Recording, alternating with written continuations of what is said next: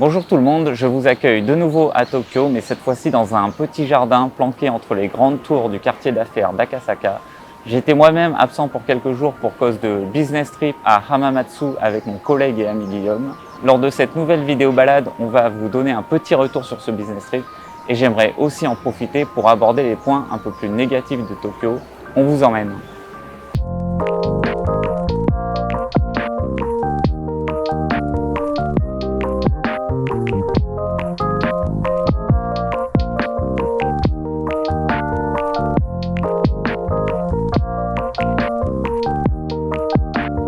Alors c'est l'entreprise Roland qui nous a invités à visiter leur siège. Pour remettre un peu de contexte, Roland est une entreprise de manufacture d'instruments de musique fondée en 1972 dans la préfecture de Shizuoka, dans la ville de Hamamatsu. Hamamatsu est d'ailleurs un haut lieu de la manufacture d'instruments de musique avec les sièges de Yamaha ou encore de Kawai. Roland, quant à elle, est pionnière dans la fabrication de synthétiseurs, de batteries électroniques ou encore de tables de mixage. C'est une personne de Roland qui nous a contactés il y a quelques mois par email, échange qui a débouché sur un appel vidéo et enfin cette visite à leur siège il y a quelques jours.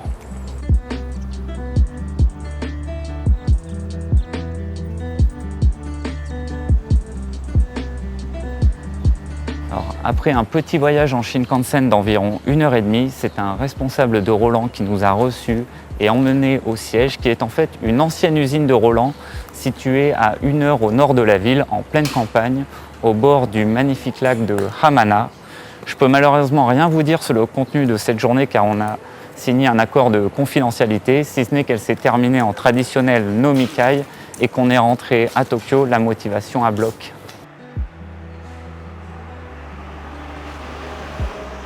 Alors un sentiment général, c'est que c'est assez fantastique d'être en quelque sorte courtisé par une compagnie aussi mythique que Roland. Il y a à peine plus d'1 an, je me prenais encore des vents par des influenceurs musique. J'avais alors décidé de rester concentré sur ce que je sais faire de mieux, le développement de l'application. Après des mois et des années de travail sans relâche, ça commence enfin à porter ses fruits avec une popularité grandissante, mais aussi des propositions de collaboration prestigieuses telles que celle-ci. Bon allez, on va partir sur du thé japonais.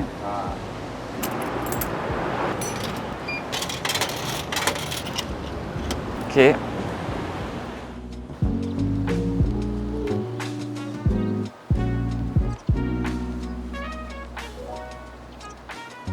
Alors dans la dernière vidéo, j'ai parlé du fait que Tokyo était une ville relativement paisible comparée à la population.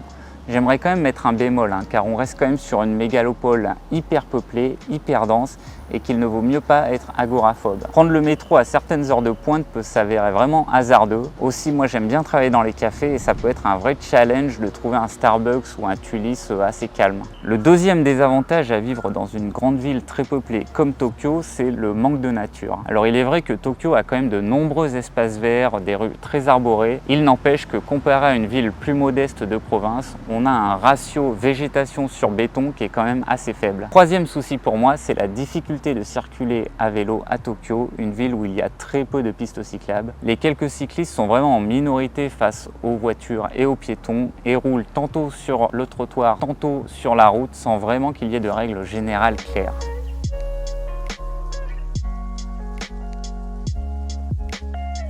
Je connaissais déjà ces aspects de Tokyo, mais j'en avais pas forcément anticipé l'ampleur. Il y a 10 ans de ça, j'adorais naviguer dans cette foule et l'ambiance cyberpunk de certains quartiers.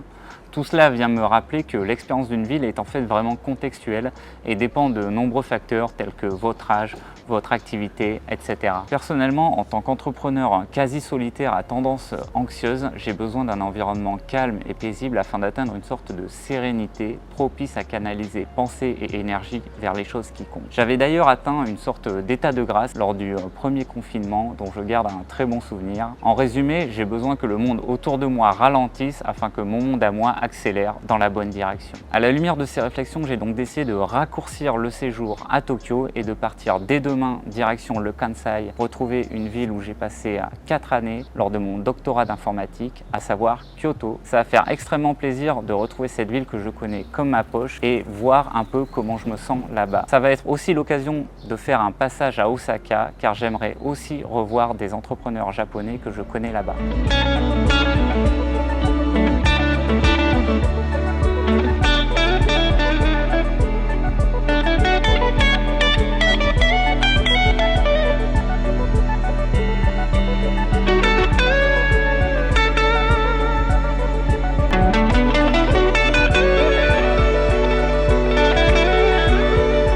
c'est aussi le jour où Rodolphe rentre en France et je le remercie de m'avoir accompagné, voire supporté pour un bout du voyage.